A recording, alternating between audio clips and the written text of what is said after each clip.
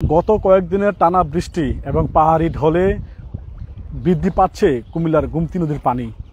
দর্শক, আমি এই মুহূর্তে আছি কুমিল্লা আদর্শ উপজেলার কাছেতুলি এলাকায়। জমি পানিতে তলিয়ে আছে।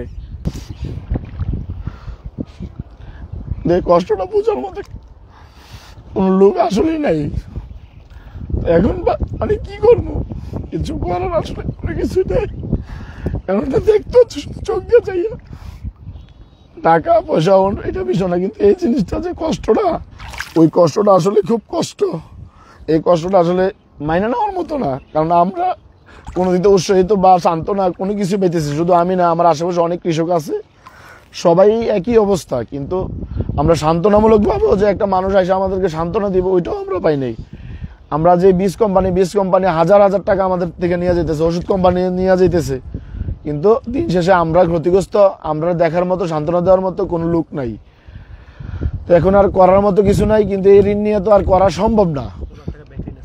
আমি এই কৃষিকাজটা বর্তমানে প্রায় 30 লাখ টাকার মতো ঋণ গত বছর, এবছর সবকিছু মিলে, কিন্তু এই বছর বর্তমানে 11 লাখ টাকার উপরে ঋণগ্রস্ত।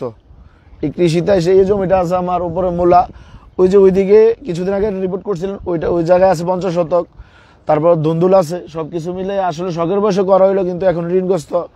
সবকিছু মিলে আর দিশেহারা, আর সম্ভব না মনে হয় যে আমি না, এই চরে যারা আছে বা আশেপাশে যারা আছে, এই নদীর পানির জন্য, পাহাড়ি ডলের জন্য সবাই একদম বিরক্ত হয়ে গেছে, আর্থিকভাবে ক্ষতিগ্রস্ত হয়ে গেছে। আর করার ইচ্ছা বা মনে হয় না যে আর কেউ করবে না। সরকারি লোকজন বলতে আমরা তো কাউরে, কৃষকরা দেখার মতো আসলে কোনো লোক নাই। সরকারি লোক বা সমাজের যারা আছে কেউই না। এটা কৃষি